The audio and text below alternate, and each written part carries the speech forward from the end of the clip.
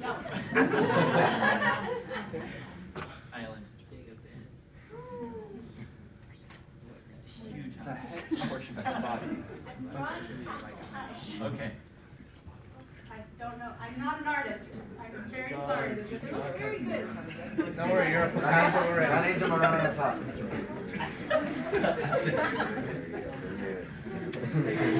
Yeah. Is that the Cinderella? There you go. Stage one. Hanging out. And we're all really good at that. True. We've all got down perfectly. This is the part where you get together with a group of people that you may only know, like your wing person, man, wing woman, whatever, and you start meeting people. You meet this gigantic group of people and say, okay, who in this group would I be interested in going on a date with? Who do I want to get to know better? It increases your list of potentials, as this article calls it. Yeah, that does sound shallow. It does sound shallow. And it is shallow. Right? If we're using our analogy of being here and like going out to the island of paradise called marriage, you have to start with that one, right? And honestly, it's kind of fun to talk about that way, but seriously, that's kind of what it is. Like, you don't know everything about a person the instant you see them. You know that they're a child of God, and you know that they're worth so much in the eyes of Heavenly Father, and He loves them very much. And so, it could be anybody, who you're going to end up with at the very end. But that means that you have to interact with lots and lots of people. And you can't find your eternal companion under a rock. I'm sorry. You can't just look at somebody and say, you are going to be a good father and everything that I want in my life. Oh, God. It doesn't work. It doesn't work. You have to get to know somebody, right? And that's how you start out by hanging out. Yes. We're quite fortunate that God is, I'm not sure how, but He's going to help us somehow, because we're not going to be able to meet everyone in the world. That's true. And I agree. I know that Heavenly Father works in very different ways. Like, you can end up next to a dumpster, and a trash can, sorry. Or a trash can and your wife, or you could meet them, at some very formal date or something else, you can find them in Whatever. Meet them on the street. It happens. But, so, when we talk about being shallow, it's okay. You just can't stay there. That just doesn't. Anyway. The purpose of hanging out is to progress. In the dating world is to progress towards further ones. That's why it's step one, not step 7. So how can we make hanging out more effective and interactive? Yeah, what do you guys think about that? What are some good tips for each other in hanging out? Yeah, I'll find out who knows how to swim. With you, that is. Make an effort to go to social events or sometimes arrange social events. Yeah, exactly. I mean, for one reason, we obviously have so many activities in the YSA ward. Kind of for that reason, you guys can intermingle. Yeah, Bryson. A lot of times, I know that a lot of these people that are meeting classes or colleagues or just other people in the ward, I know that they have tons of friends outside of the group that I know them in. So whenever I'm going to do something, I always just tell them to invite all their friends and be like, because I know they have them. So if they don't bring them, then I know they're lying. Yeah. And I think when you're actually talking with people, it's helpful to be interested in them. That doesn't, not even romantically, but just actually, pay attention to people and try to find some part of your soul that cares about what they're saying. Because I don't know about you, but I've had conversations with people where they're half only paying attention and they really don't care at all. And you're just thank you for not respecting me as a person. I really appreciate that. Yeah. So don't be like that. We talked about this I had a business conference a couple weeks ago, and one of the things we talked about, one of the principles, we related it to business, but it relates to this too. We called it empathic listening, which is my boss who was teaching we call them TED Talks. He was teaching it, and he said, being understood is the emotional equivalent of breathing and needing air.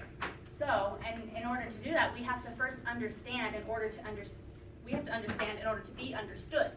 So, as you're dating and hanging out and talking to new people, make an effort to really understand what they're saying and be invested in the conversation. Could you imagine Jesus Christ not doing that? I mean, he would be invested in every person. He would want to know more about them, even though he already knows everything about them.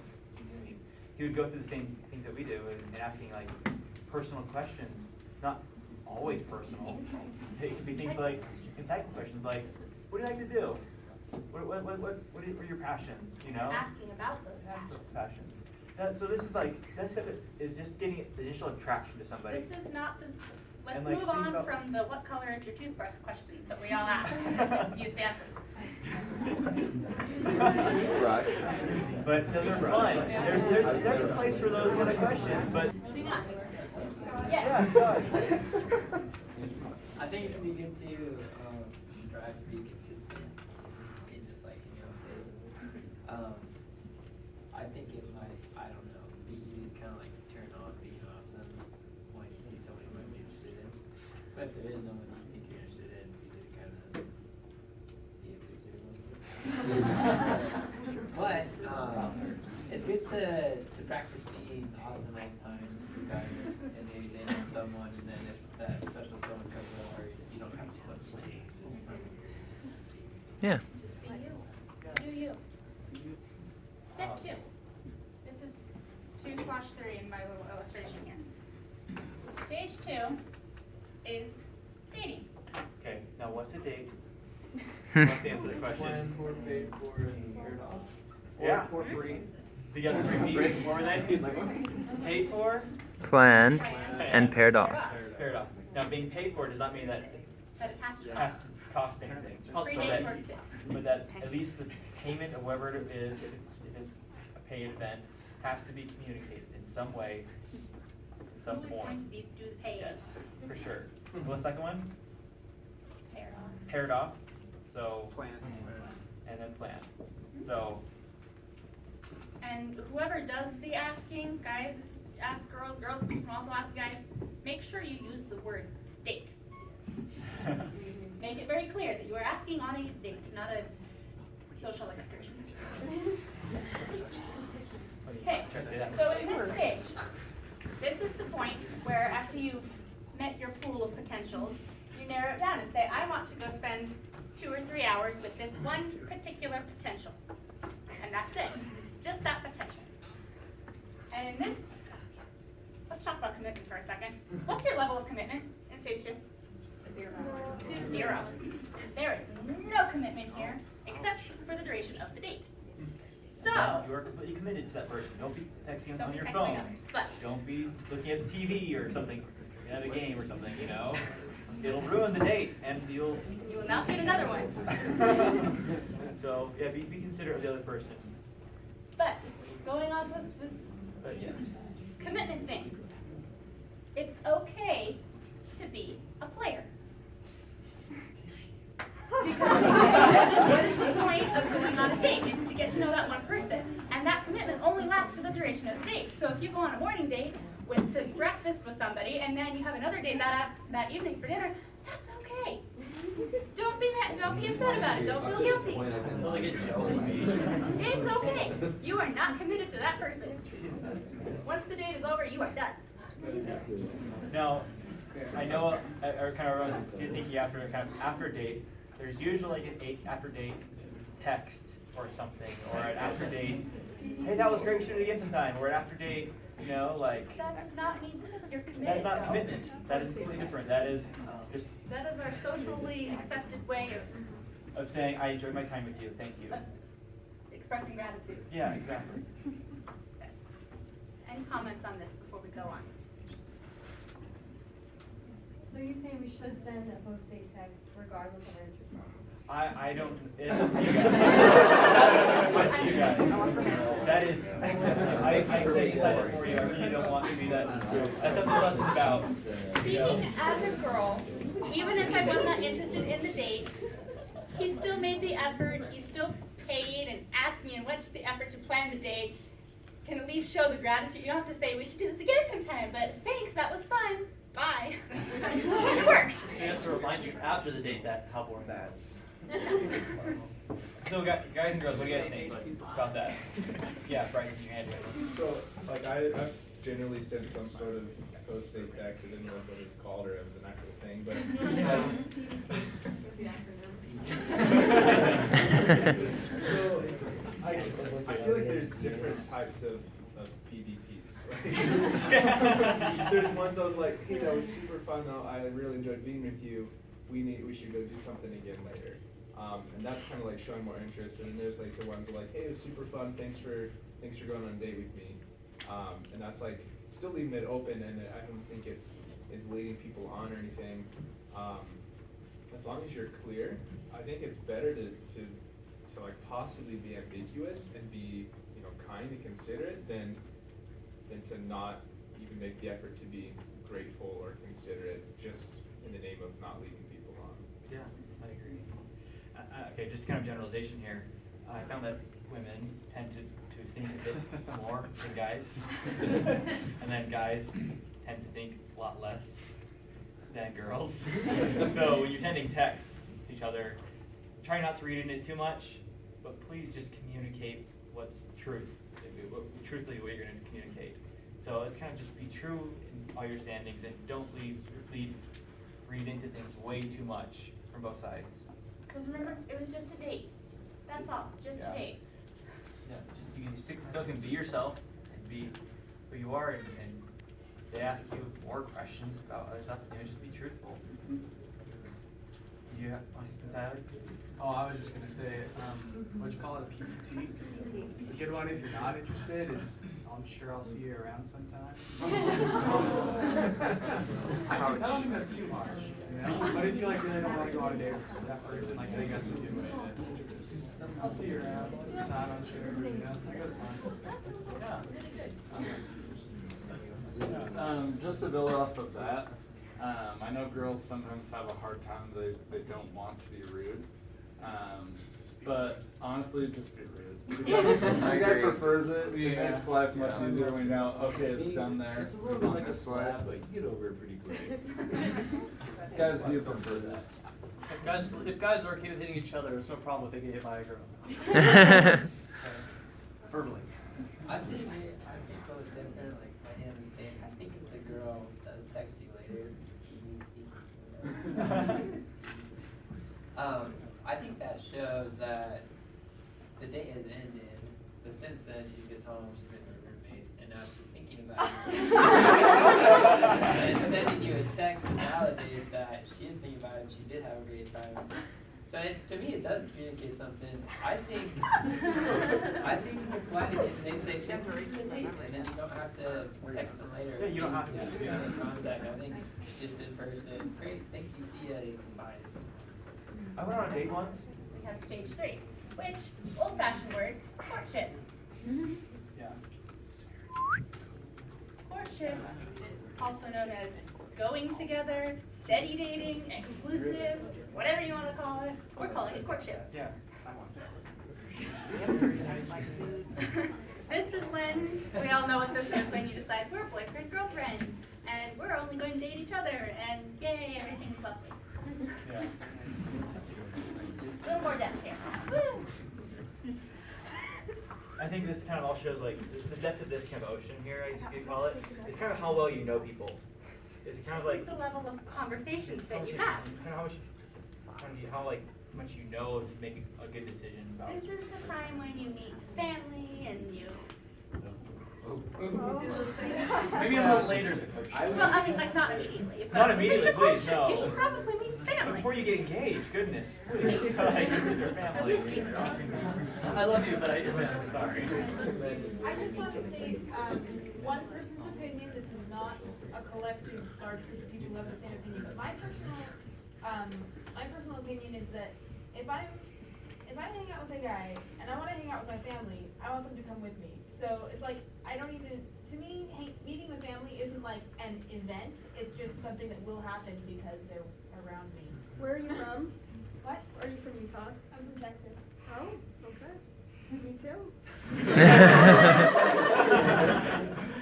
Great. So, That's true. good. I like this comment. Oh, sorry. So what's kind of purpose of this kind of dating or courtship, I should say? to really see if there's someone that you want to spend the rest of your life with or not. Yeah. Can you love that person enough to spend eternity with them? You know? You get to know that. So what's the level of commitment here? You kind of both have decided together, either through DTR or just kind of through time. Is it out of 10? DTR. Really? Depending on where you are in the courtship. What's the word rate? That's your level of commitment. What's our scale here? Out of 10? Okay. 0 to 10, I guess. Yeah. This is a level 10 over here.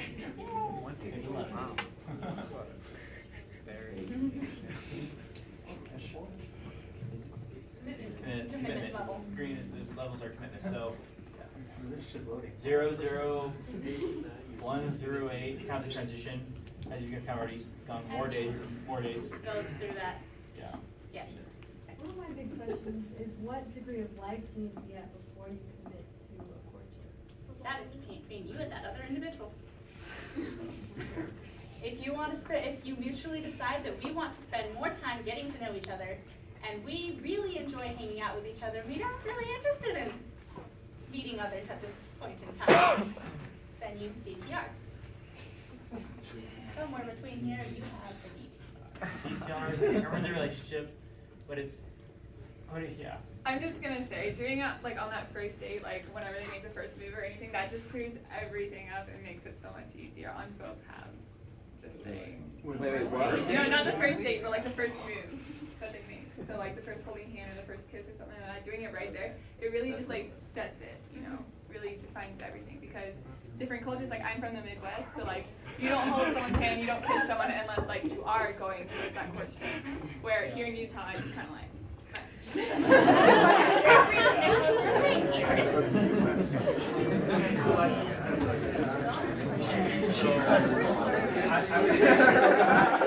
All this, please, be very insistent about Communicate, mind your manners. Don't push things upon the sisters. Don't try to kiss her. She doesn't want to be kissed. And then the brothers and sisters, you know, be generous. It's the brother and I guess. They need to be There's a give and take here, brothers and sisters. Like, yeah. That's still okay to do. That's the point of an engagement, I think, is that it's like it's not you're absolutely certain that you're gonna marry this person. It's just that I want to marry you and I really love you a lot. I can really I'm committed to you now. That's only a level 9 commitment. It's still not all the way there. So Because if there are those things that come up that make it certain that This is what- certain that you should go back. there are no covenants made here. All you've done is commit to say, I want to spend eternity with you, but we have not gotten to that point yet where we have made that covenant.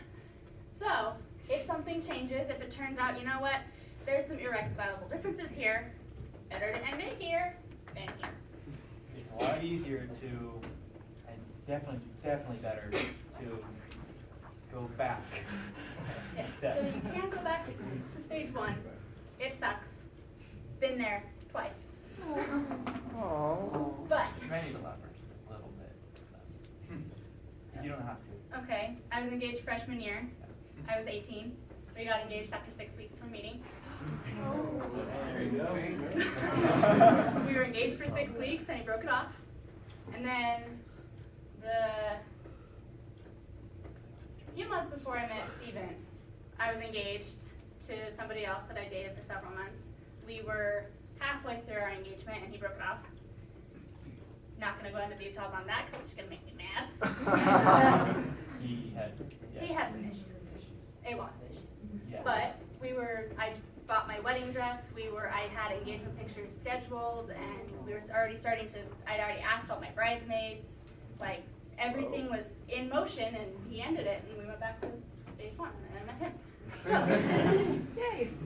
So, Was it worth it? it was worth it. Everything was worth it. I was scared. Yeah, woo!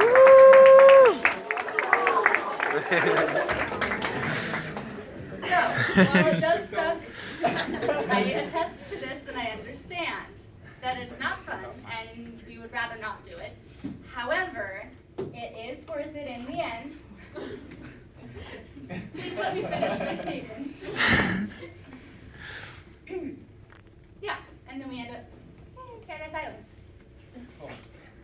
I should make a note though that if it doesn't work out and you don't find out for a year or more, even though it's hard, it still can go from level 5, well, back to level 0 at that point, and then on from there. My best friend is going through it right now, but ultimately it's better if overall, if your eternal happiness is better suited to ending here and going back, prayerfully consider it, and then if you need to and you feel, and talk to your bishop and go through the proper channels, but if you feel that is the right step for you, it's still possible. It's just harder.